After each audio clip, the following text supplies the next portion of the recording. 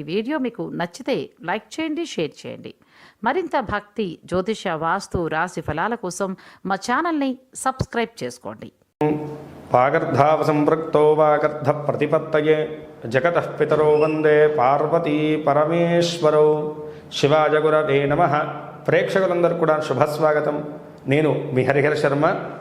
ప్రతి మాసం కూడా తెలుసుకుంటూ వస్తున్నటువంటి రాశి ఫలితాల్లో ఈ నెల ఫిబ్రవరి 2026 సంవత్సరము మీ యొక్క రాశి వారికి ఏ విధమైనటువంటి శుభయోగాలు, అదృష్ట యోగాలు యోగించబోతున్నాయి, అదేవిధంగా గ్రహ సంచార రీత్యా ఏ విధంగా ఈ నెల మీకు ఉండబోతుందనేటువంటి విషయాల గురించి ఈ వీడియోలో సవిస్తరంగా మాట్లాడుకునేటువంటి ప్రయత్నం చేద్దాం.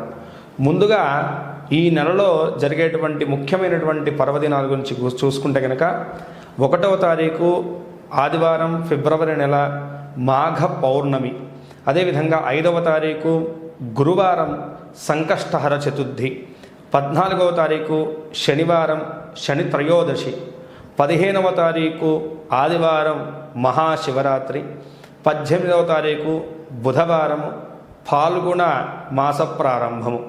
ఇవి ముఖ్యమైనటువంటి పర్వదినాలు మనకి ఫిబ్రవరి నెలలో వచ్చేవి. ఇక ఈ యొక్క నెలలో మీ యొక్క రాశి రీత్యాను ఏ విధంగా ఉండబోతుందనేటువంటి విషయాన్ని తెలుసుకోవడానికి గ్రహ సంచారాన్ని గమనిద్దాం. మిథునంలో గురుగ్రహ సంచారము, అలాగే కర్కాటకంలో స్వస్థానంలో చంద్రగ్రహ సంచారము, సింహరాశిలో కేతుగ్రహ సంచారం, మకర రాశిలో రవి, కుజ, బుధ, శుక్రగ్రహ సంచారం, కుంభరాశిలో రాహుగ్రహ సంచారం, మీనరాశిలో శనిగ్రహ సంచారం.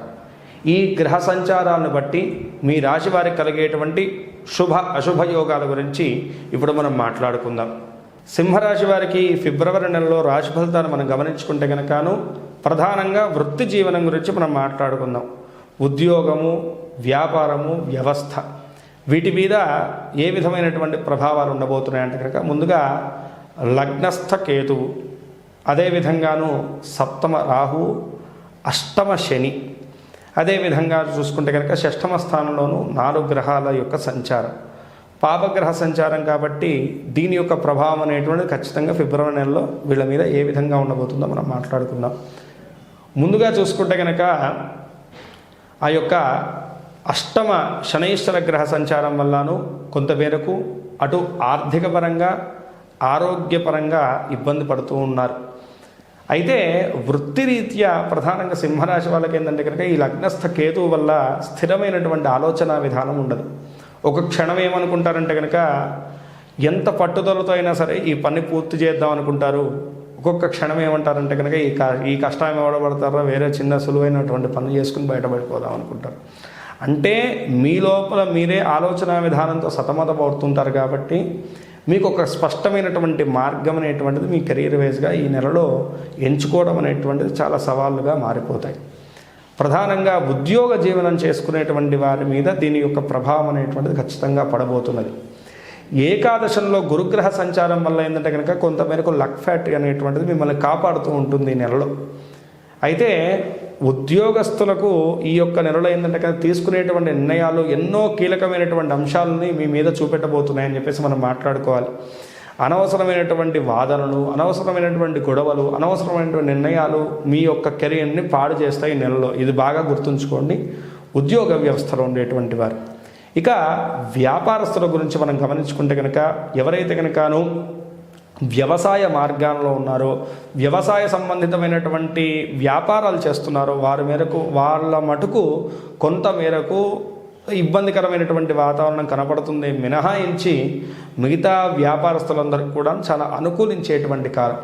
పనులన్నీ కూడా నిదానంగా కొనసాగుతాయి, కానీ ప్రతిఫలాలు అయితే కనుక ఖచ్చితంగా ఈ నెలలో మీరు చూడగలుగుతారు. ముఖ్యంగా ఎవరైతే కనుక లోహ సంబంధితమైనటువంటి వ్యాపారాలు చేస్తున్నారో, అంటే బంగారం, వెండి, రాగి, ఇత్తడి మొదలైనటువంటి లోహముతో సంబంధితమైనటువంటి వ్యాపారాలు చేస్తున్నారో వాళ్ళకి చాలా చక్కగా అనుకూలించబోతుంది ఈ యొక్క నెలలో అని చెప్పేసి మనం మాట్లాడుకోవాలి. అయితే ప్రధానంగా ఏంటంటే కనుకను ఈ యొక్క సమయంలో ఏంటంటే కనుకను అశ్రద్ధ అనేటువంటిది ఏ విషయంలో కూడా పనికిరాదు. ఎందుకంటే శనేశ్వరుడు 8వ స్థానంలో 7వ స్థానంలో రాహుగ్రహ సంచారం ఉండడం వల్ల పక్కన వాళ్ళ యొక్క మాటలను ఎక్కువగా మీ యొక్క జీవితం మీద రుద్దుకోవద్దు. అది ప్రధానంగా మీరు తీసుకోవాల్సినటువంటి జాగ్రత్త ఈ నెలలో వృత్తిరీత్యా. మినహాయించేసి మిగతా అంతా కూడా మీకు అనుకూలంగా ఉంది. ఏదైనా సరే మీ సొంత నిర్ణయాన్ని బలంగా గట్టిగా తీసుకోండి. శని వల్ల ఏంటంటే కనుక ఎక్కువగా అష్టమ శని ప్రభావం వల్ల ఏదన్నా స్టెప్ తీసుకుందాం అంటే కనుక కొంతమేరకు భయం అనేటువంటిది వెంబడిస్తూ ఉంటుంది. కాబట్టి ఏ యొక్క నిర్ణయం తీసుకున్నా అది బలంగా తీసుకోండి. మీకున్నటువంటి గురుబల రీత్యాను అది ఎంతో లక్ని ఫేవర్ చేస్తుంది. కాబట్టి మీరు అనుకున్నటువంటి పనిని మీరు సత్ఫలంగా మార్చుకోగలుగుతారు. ఈ విషయాన్ని బాగా గుర్తుంచుకోండి. ఇక విద్యార్థుల యొక్క విషయాన్ని చూస్తే కనుక లగ్నస్థ కేతుగ్రహ సంచారము, అదేవిధంగా షష్ఠమ స్థానంలో బుధగ్రహ సంచారము, అదేవిధంగా ఏకాదశంలో గురుగ్రహ సంచారం. ఈ యొక్క సమయంలో మీరు ఏది ఫోకస్గా చేసినా విజయం మీదే అండి, దాంట్లో ఎటువంటి సందేహం లేదు. ఈ సమయంలో ఏంటంటే కనుక మీ తరపు నుంచి మీరు చేయాల్సినటువంటి ప్రయత్నం ఏమిటయ్యా అంటే కనుక ప్రతి దాని మీద ఫోకస్, శ్రద్ధ పెట్టడం అంతే. ప్రతిఫలం అంటారా, మీకు ఖచ్చితంగా అనుకూలంగా వస్తుంది, దాంట్లో ఎటువంటి సందేహం లేదు. కానీ పోటీ రంగ పరీక్షల్లో కానీ మీరు ఎడ్యుకేషన్ వైజ్గా తీసుకునేటువంటి మేజర్ స్టెప్స్లో కానీ ఎటువంటి సందేహం ఉండకూడదు, క్లారిటీగా ఉండాలి. ఏదో 50-50 ఛాన్సెస్ అన్నట్టుగా మీరు ప్రయత్నం చేశారా, అది అలానే 50%గానే వస్తుంది. కానీ ఎక్కడైతే కనుక మీరు ఫుల్గా ఎఫర్ట్ పెట్టి మీరు ప్రయత్నం చేస్తారో ఖచ్చితంగా విజయం మిమ్మల్ని వరిస్తుందని చెప్పేసి బాగా గుర్తుంచుకోండి. విద్యార్థులకు అద్భుతమైనటువంటి నెలగా ఈ యొక్క నెలను చెప్పుకోవచ్చు. ఎందుకంటే బుధుడు అనుకూలిస్తున్నాడు, బుద్ధిపరమైనటువంటి అనుకూలత కనపడుతున్నది. అదేవిధంగా చూసుకుంటే కనుకను ఏకాదశంలో గురుగ్రహ సంచారం అనేటువంటిది చాలా బాగా అనుకూలించబోతుంది. కానీ ఇక్కడ లగ్నంలో ఉన్నటువంటి కేతు వల్ల ఆ కాన్సన్ట్రేషన్, ఆ ఏకాగ్రత, ఆ ఫోకస్ అనేటువంటిది తగ్గుతుంది. దాని మీద మీరు ఖచ్చితమైనటువంటి సాధన చేయండి, విజయం మీదే తథ్యం. అయితే ఎవరైతే కనుక విదేశీ విద్య గురించి కానీ, విదేశీ ఉద్యోగం గురించి కానీ, విదేశీ వ్యాపారం గురించి ప్రయత్నాలు చేస్తున్నారో వారికి అంతగా అనుకూలం లేనటువంటి కాలము. ఇది కొంచెం గుర్తుంచుకోవాల్సినటువంటి విషయం. ఈ విషయంలోనూ కొంతమేరకు అయితే కనుక ఇబ్బంది, ఆలస్యకత అయితే కనుక సుస్పష్టంగా కనబడుతుంది. ఇక కుటుంబ వ్యవస్థ రీత్యా చూసుకుంటే కనుక కుటుంబ వ్యవస్థ ఆ యొక్క వ్యయస్థానంలో చంద్రగ్రహ సంచారం వల్ల మీ యొక్క మాటను అదుపులో పెట్టుకోవాలి. ముఖ్యంగా ఎప్పుడైతే కనుకను మీరు మూర్ఖంగా కొంతమేరకు వాదించడము, అనవసరమైనటువంటి మాటలు అవతల వ్యక్తుల దగ్గర మాట్లాడడం వల్ల చిక్కు సమస్యలు ఎదుర్కోవడం ఖాయము. కాబట్టి ఈ యొక్క నెలలో ఏంటంటే కనుకను మాటను అదుపులో ఉంచుకోవాలి. మాట ద్వారానే ఇబ్బందులు వచ్చేటువంటి సూచనలు ఉన్నాయి. ఓవర్ థింకింగ్ అస్సలు పనికిరాదు. ఈ సమయంలోనూ కుటుంబ వ్యవస్థ రీత్యా మీరు తీసుకోవాల్సినటువంటి ప్రధానమైనటువంటి జాగ్రత్త ఇది. మిగతావన్నీ కూడా మీకు అనుకూలంగా ఉన్నాయండి. సప్తమ రాహు వల్ల మీ జీవిత భాగస్వామితో కూడా కొంతమేరకు మాట స్పర్ధలు, ఎడబాటు వాటిల్లేటువంటి సూచనలు ఉన్నాయి. కాబట్టి తగు జాగ్రత్తలు వహించడం చాలా మంచిది. ఏదున్నా సామరస్యంగా ఆ యొక్క చర్చలను తెలుసుకోవడం ఎంతో మేలును చేస్తుంది మీకు. ఈ విషయాన్ని బాగా గుర్తుంచుకోండి. ఇక మీ యొక్క పిల్లలు కానీ, మీ యొక్క కుటుంబ సభ్యుల యొక్క ఆరోగ్య విషయం కానీ అన్ని విధాలుగా మీకు అనుకూలంగా ఉంటుంది. ఈ యొక్క నెలలో కూడాను విందు వినోదాల్లో బంధుమిత్రాదులతోటి కలిసేటువంటి కాలం కూడాను సూచిస్తున్నది అన్నమాట. ఇక ప్రేమ వ్యవస్థను మనం గమనించుకుంటే కనుక ప్రేమ జీవనంలో చూసుకుంటే కనుకను అనుకూలమైనటువంటి కాలమే గోచరిస్తున్నది. ఎందుకంటే కనుకను షష్ఠమంలో జరుగుతున్నటువంటి శుక్రగ్రహ సంచారం, అదేవిధంగా లగ్నంలో కేతుగ్రహ సంచారం అనేటువంటి ప్రేమ జీవనానికి అనుకూలంగా కనపడుతుంది. అదేవిధంగాను ఎవరైతే ప్రేమ జీవితంలోనూ ముందు స్టెప్ తీసుకుందాం అనుకుంటున్నారంటే వివాహం గురించి ప్రయత్నం చేస్తున్నారు, ప్రేమ వివాహం గురించి, వాళ్ళకు కూడాను అద్భుతంగా అనుకూలించేటువంటి కాలం.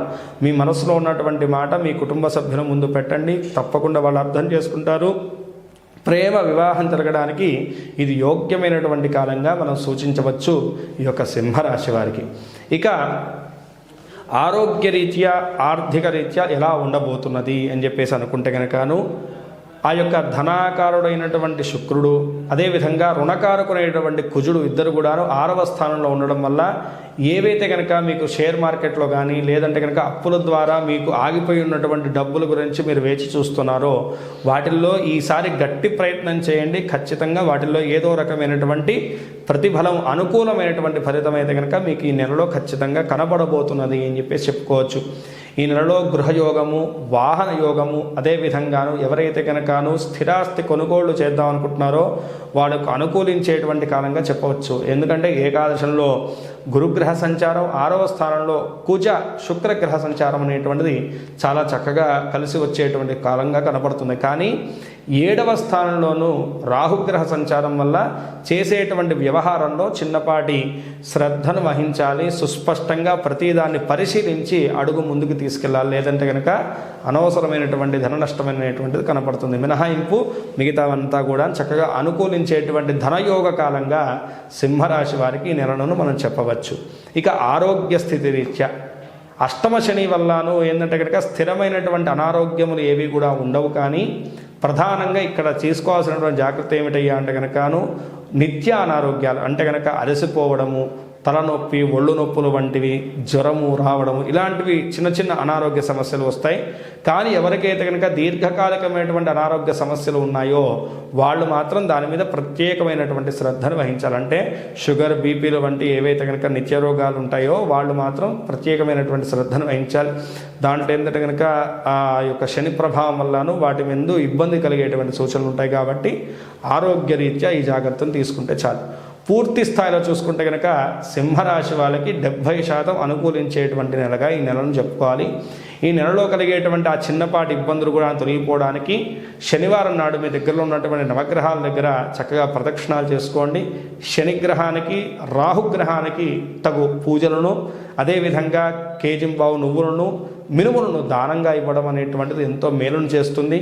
ఈ సమయంలోనూ ఎక్కువగా మీరు ఆంజనేయ స్వామిని కానీ, శివుణ్ణి కానీ, అమ్మవారిని కానీ దర్శించడం, పూజించడం మీ మీద మంచి శుభ ఫలితాలను చేకూరుస్తుంది. ఈ రాశివారు పై తెలిపినటువంటి చిన్నపాటి జాగ్రత్తలు వహిస్తూ, చెప్పినటువంటి దైవారాధన చేసుకుంటూ, అదేవిధంగా గ్రహదోషములకు చెప్పినటువంటి పరిహార మార్గాన్ని మీరు అనుసరించుకుంటూ ఈ నెలలో కలిగేటువంటి సకల విధములైనటువంటి దుష్ఫలితాలన్నీ కూడా అధిగమించి మీరు అనుకున్నటువంటి గోల్స్ వైపు మీ అడుగులు తాపీగా కొనసాగాలని చెప్పేసి, అలాగే మీకు విజయం చేకూరాలని చెప్పేసి, సకల శుభాలు కూడా మీకు కలగాలని చెప్పేసి మనస్ఫూర్తిగా ఆ పరమశివుణ్ణి ప్రార్థిస్తున్నాను. ఇక్కడ మనం తెలుసుకున్నటువంటి రాశి ఫలితాలు కేవలం 40% మాత్రమే మన యొక్క జీవితం మీద ప్రభావాన్ని చూపిస్తాయి. మిగతాదంతా కూడాను మన యొక్క జన్మ జాతకం మీదే డిపెండ్ అయి ఉంటుంది. కాబట్టి ఎవరన్నా కూడా మీ పర్సనల్ జాతకం తెలుసుకోవాలనుకుంటే కనుక కింద స్క్రోల్ అవుతున్నటువంటి నెంబర్ని సంప్రదించడం వల్ల నా అపాయింట్మెంట్ మీకు దొరుకుతుంది. తద్వారా మీ జాతకాన్ని క్షుణ్ణంగా నేను పరిశీలించి మీకు పరిహార మార్గాన్ని నేను సూచించగలుగుతాను. స్వస్తి. సర్వే జనా సుఖినో భవంతు. లోకా సమస్తాః సుఖినో భవంతు. వీడియో చూసినందుకు ధన్యవాదములు. ఈ వీడియో మీకు నచ్చినట్లయితే లైక్ బటన్ క్లిక్ చేయండి. మరిన్ని వీడియోలు పొందాలంటే దయచేసి సబ్స్క్రైబ్ చేయండి. మీ సూచనలు, సలహాలు తప్పక తెలియచేయండి.